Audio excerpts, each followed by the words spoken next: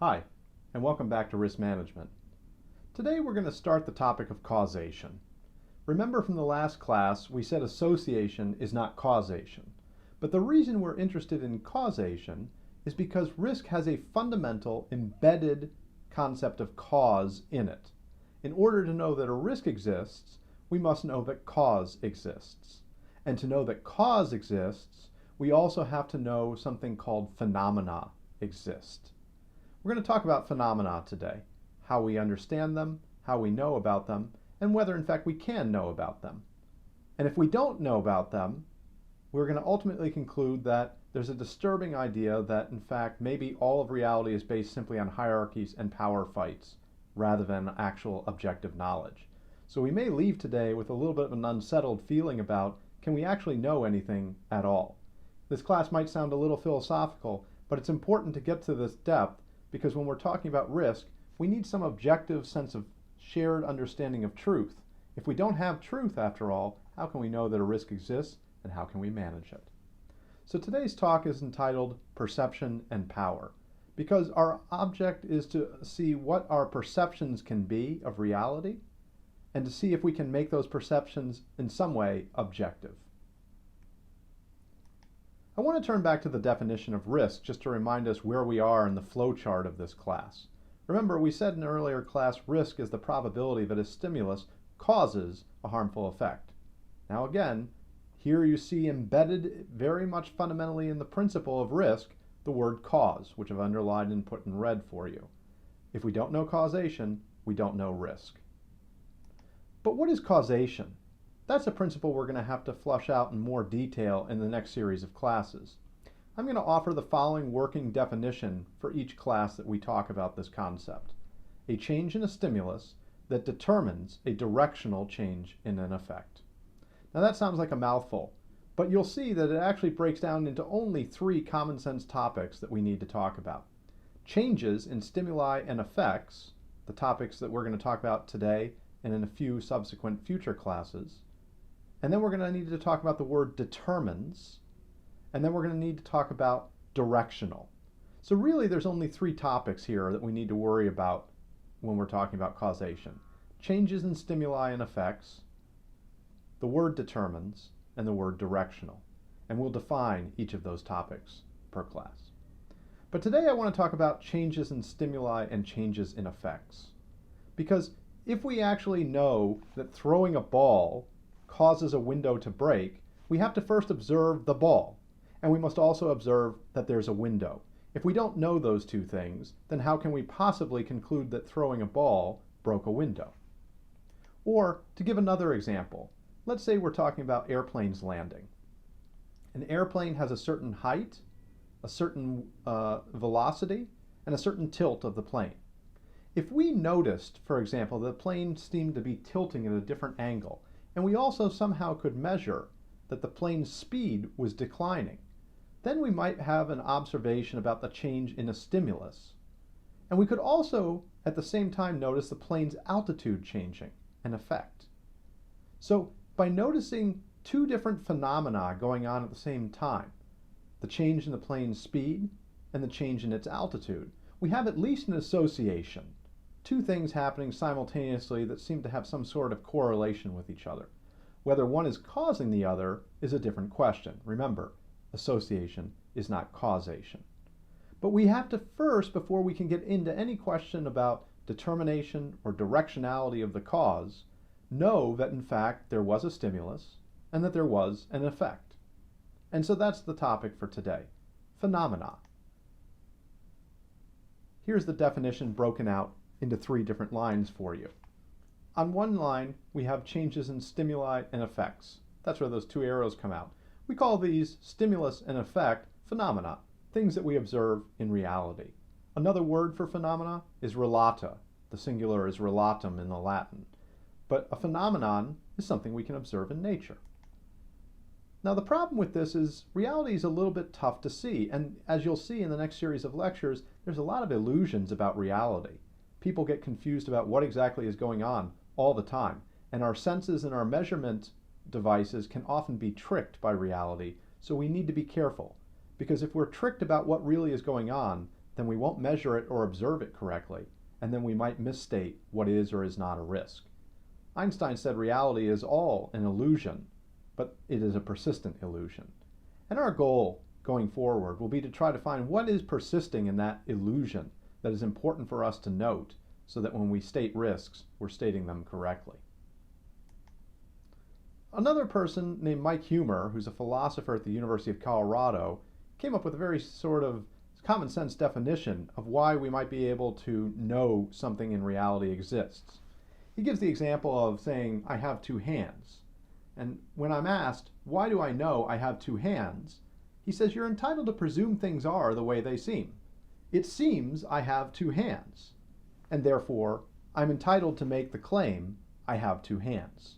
An objective claim.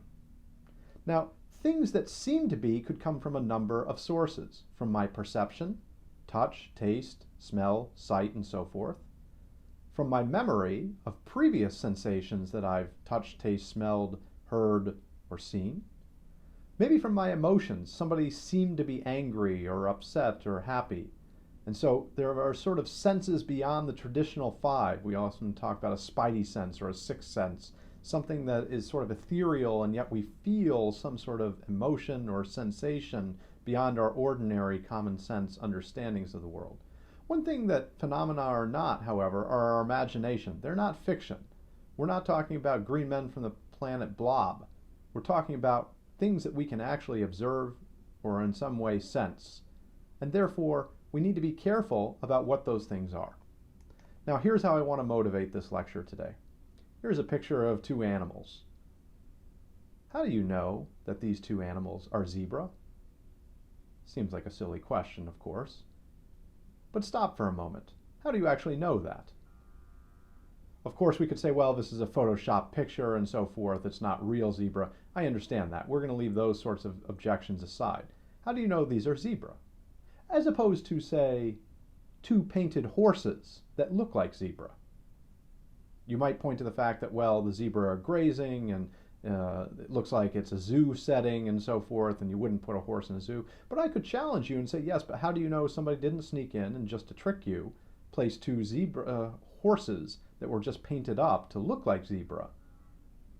And you might actually start to doubt, well, are these zebra or not? Okay, let's take this example and morph it a little bit. Here's another picture of some animals in the wild. How do you know that these are zebras? And let me ask you something. Going back to the previous picture for a moment. Do you have any more confidence that these are not zebras than these? Or said differently, that these are zebras than these? Some of my former students have said, well, I feel more confident about the ones out here in the wild because horses don't roam in Africa on the plains here, and this looks like the Serengeti Plains to me, given the trees and the background and so forth. I don't think that people would go out and put a herd of painted animals out there in a picture just to trick me. So some people will take context into account to make sure that they're saying what they say is in fact not an illusion, but reality. And context does matter. You'll see that when we look at some of the examples in this class. For example, if I showed you this picture of an animal, you might laugh and chuckle a little bit when I ask you, how do you know this is a zebra?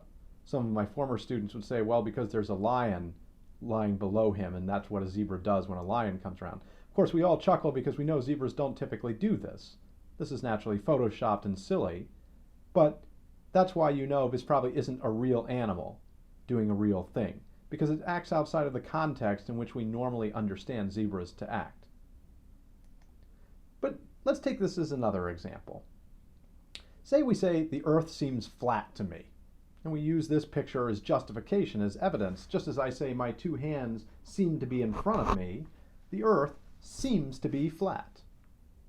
Now, this is justified in some ways, as Mike Huemer the philosopher would say, by my vision.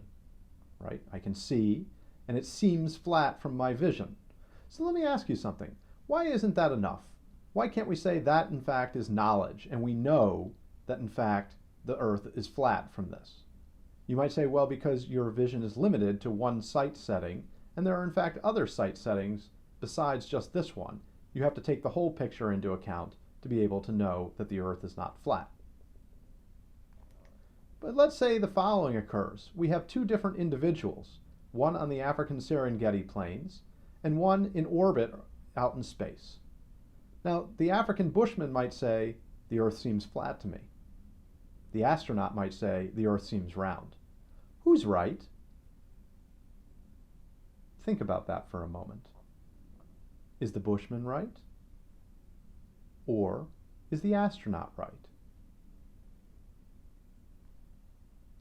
What I want to suggest is we could have one sort of outcome to this where we simply say this is a matter of perspective, of one person having a subjective belief and another having a subjective belief where there's no true right answer.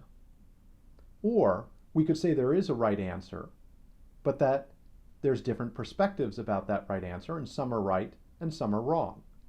Now, when some people say that they're right and others say that they're right, and there's a contest of ideas, sometimes this reverts to a power struggle. In fact, what we would ultimately end up saying is some people try to persuade, perhaps through violent means, that their version is correct in their account of the world, perhaps because they have vested interest, financial or otherwise, in that view. And so they try to quash or shut down opposing views to their own. In other words, maybe might makes right. And if you look at some of the examples from history, there are many circumstances that have come up where this sort of Machiavellian worldview that might make subjective belief right is in fact the way things sometimes play out, unfortunately. Take, for example, Giordano Bruno. He was an Italian who spent 6 years in the papal prison during the Inquisition for advocating heliocentrism, that is, that the earth goes around the sun. He was sentenced to death by fire by the church unless he recanted his position and accepted the geocentric view of the universe, that the earth is at center of it. He refused to recant, stating, "Perhaps you, my judges, pronounce this sentence of death against me with greater fear than I receive it." In other words, he stood up for his belief, his perception of reality. He was burned at the stake in 1600. Galileo fared slightly better for the same sort of beliefs, and he was only subject to house arrest for the rest of his life as a result of his heliocentrism views of the universe. In fact, fortunately, Pope John Paul II in 1978 rehabilitated Galileo on the 31st of October in 1992, starting the procedures, I should say, in 1978. So fortunately, he was let out of purgatory 359 years after his death for advocating the heliocentric view of the universe. The church eventually reformed itself and came to adopt Bruno and Galileo's ideas about the universe, but not without great upheaval and slow change. So was the church right? Or ultimately were Galileo and Bruno right? Is the African bushman right? Or is the astronaut right? And if the astronaut's right, how do we persuade the African bushman otherwise? After all, things sometimes take a long time to change. In 1993, the supreme religious authority of all of Saudi Arabia, Sheikh Abdel Aziz Ibn Baz, issued a fatwa, an edict, in the Islamic religion, declaring that the world is flat. This is 1993. Anyone of the round persuasion does not believe in God, he said, and they should be punished. So we see that even 400 years after the issue was supposedly settled, or at least brought to the table, it persists as a belief among numerous people that it is not acceptable what the astronaut believes, that these photos aside, what I see in front of me is reality. So let me ask the following question. Does objective knowledge about phenomena exist? Is there some essence to reality that we can know, understand, appreciate, and put forward as the truth? Or is it all subjective belief, leading to fighting, perhaps violence against each other, and ultimately power struggles about perception?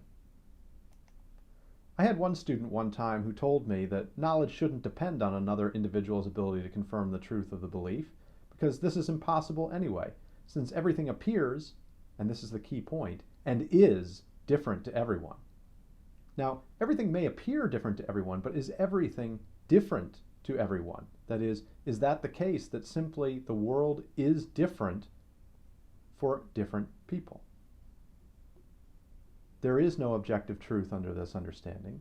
there is no reality, then how can we determine what are risks if it's all just different for different people? How can we manage such things with such countless numbers of different aspects of humanity's perceptions? I had another student who said the following: I don't think that affirmative knowledge can ever really be created because there is no single absolute truth, just as there is no history. Everything is relative, reciprocal, and based on relationships between people, time, and place. It is an idea of infinitely receiving and giving mirrors of illusion. If there is no exclusive truth, then the death knell for objective knowledge must toll. Well, think about the implications of these things, and I recognize this is sort of deep-level philosophy we're talking here for a minute. But if reality is total illusion, and there is no truth to that reality, then knowing that something causes something else, or that something exists, or that something else as an effect exists, is all illusion. And so I can make up a story about reality. And if my story sounds more persuasive, or I'm a better salesperson than the next person, then perhaps I have a version of reality that captivates people's minds, and I can be powerful that way. I can state what the risks of society are and what they aren't. I might seem to be an expert, but does that make me right? Am I telling the truth? If we attack those risks and try to mitigate them, are we actually going to do anything to improve lives? Or is this all just an illusion? In other words, was Machiavelli correct? Is all science and law based merely on arbitrary control of power? That's the topic I want to start and motivate us today with. When we come back in the next class, we'll start to talk about illusions, about whether in fact reality is knowable in some sense, because as Einstein said, reality is an illusion. But he gave us hope when he said it's a persistent one. See you in the next class, and I'll see you on the chat boards.